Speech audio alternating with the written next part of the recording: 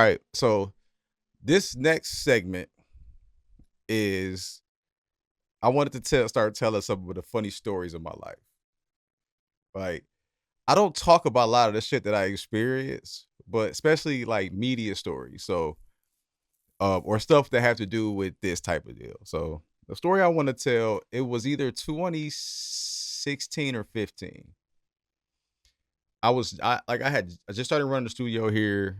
I was producing a little bit, but I was still a novice in this shit. Like, I was still learning how to produce, but still getting beats off SoundClick and like. So we got a chance to go down to Tony Neal's DJ convention down in Miami, right? It was me, Young Legend, Booker, Stanley, some other singing nigga that stole a bunch of beats from me, bro. And they tried to deny it when I called him out in a group chat. I think Vic fucked with me because of that. Cause I was like, hey, bro, you need to give me my shit back, my nigga. Like, I know you got it. Like, I ain't sugarcoat that shit. But I think Vic was like, oh, I can't control this little nigga. He is a liability for the agency. Uh, but I know the OGs love how I talk, man. They may not agree with everything I say, but I know they love how I talk, man. Well, so we go down to Miami, right? I'm broke. This time I'm broke. So actually, Vic, I don't know if I can say this, but like you could back then with Rebels, you could get an advance on your paycheck for certain programs. And I was in BM2, which is the other one of the closer programs to work with the more higher risk boys, but we had like a special budget for that. So I got like a little advance and I flipped it and took it for that budget. I took it for my Miami trip. So paid for my flight down there. Uh Shout out to Legend because Legend was supposed to be performing. And so he paid for the registration. So we get down to the hotel. We staying right on the Miami Strip, dog. Like we staying like 3 hotels down from the Fountain Blue. It's the hotel that uh one of the sportscasters shoot his daily show there too. And like so we get there, whatever. And like I had just came from college, so partying, but like the work me people don't know about the party days. So my work image back then, especially because I was like definitely code switching in, was like clean, crispy, all American boy that like didn't do nothing. When like my college friends knew me as drinking and we would be getting drunk and I'd be coming to work like half hungover every day back then because I lived right by North Ave in the schoolyard getting lit every night. So these people from work, but they was also music. So I was like, man, I'm gonna be myself down here. So they didn't know I smoked. They didn't know none of that stuff at the time. So we get down there first thing. I knew Booker semi, but I didn't know him that well. I knew he played football, and we played each other at Whitewater and Stevens Point. So I knew of him, but I didn't know him like that. And then Legend, I just knew him from like Rebels. Um, and they both good dudes, man. They ain't never did nothing negative to me. I don't know how other people look at them. I don't look at it that way. Like they ain't never. I've had a lot of interaction with them, and they never purposely put me in position. Well, maybe I can't say that. I've never had the result of them putting me in a position that's been negative. That's been like negative of like something that was malicious wise. Like they never like set me up or anything like that. So we get there first night. They're like, all right, y'all get dressed. We finna go. Tony and them finna scoop us up, so we finna go down and mix up with them at the. They were staying at the other hotel. I think they were staying at the Fountain Blue. So we get down there, we get in the Uber or the cabs, and we go into this hotel. And we go to the strip club, right? Because Tony had an appearance. And while we driving, I'm like, I was born and raised in the hood, y'all. I know it don't seem like it on the outside, but like this is a well molded like over time. So I recognize when I'm in the hood, like 100 out of 100 times. I could recognize. I'm like, okay, I know what's going on around here. I might not know what the dynamics of that hood is, but I know where I'm at. And let me make double check y'all. Make sure this where we at on value. Oh, we got time. So we driving through Miami and we driving. I'm like, damn, dog. We leaving these palm trees changing these lights, nigga. Ain't no tall buildings over here. Like, all right, stuff kind of get it right now, nigga. So my just graduated from state school in Wisconsin ass is in a strip club in Opelika. If it's a song I think it still might be up called For Miami that talks about this. So shout out to Molly, man. Molly, my girl. Shout out to Molly. Molly was with us, so she was one of Booker homegirls. And Molly knew I wasn't somewhere I was. Molly was seasoned and trained. She knew that environment well. But she also knew, and I hope this cord ain't been away this whole time. If it is, I'm keeping this video. So um Molly knew I wasn't supposed to be where I was at. Like I was in over my fucking head. So we get there, and as soon as we get in there, Molly like, "Oh, this is my boyfriend. I'm bringing my boyfriend with me to the strip club." Because I think Molly was also a stripper at the time. And I'm like, "All right, cool." So we and Molly kicking it all night, and she got these stripper girls on me all night. I'm like, "Dog, I feel like a fucking celebrity." So I go in the bathroom in the back, come back out, can't find her. Sit down by myself. I'm sitting there. So when I'm sitting by myself, y'all, like, especially back then, I ain't know about the tism. I ain't know about the ADHD. So like, I'm just people watching. I'm looking around the room. I'm like, damn, everybody in here got dread. Like, when you somewhere you not supposed to be. I'm like, And for me, I'm pretty good at estimating the threat level. And I was like, ooh, this one might be a bad one, G. And I'd have been shot at all that shit in my lifetime. But I'm like, this one might not be one we could just get out of, bro. And I'm laughing, but it was legitimately like a couple wrong moves of people right with us. We don't make it out of there.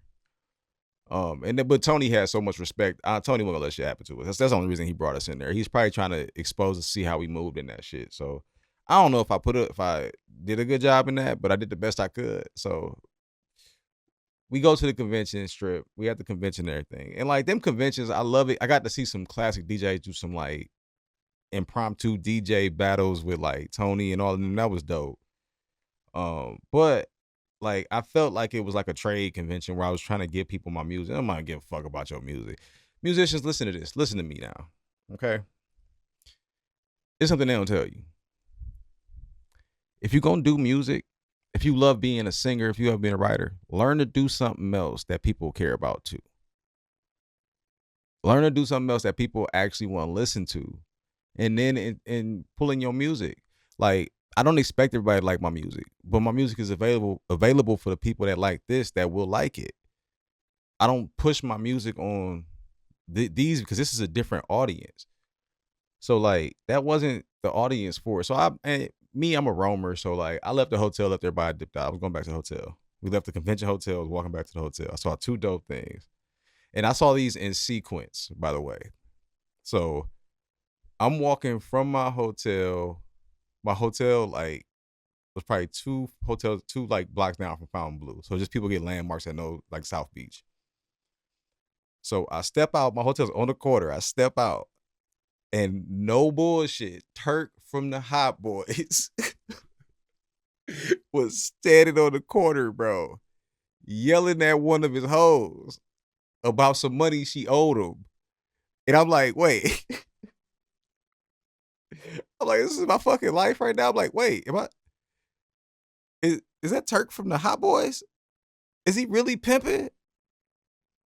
I'm like, oh, that's when it started to click. Like, some of the shit they be rapping about be real. I walk another like half a block, and a dude with big ass camera tell me, stop, we can't get here, and the security stopped me. And Prince fucking Harry comes out of some like very discreet ass hotel right next to the Fontainebleau.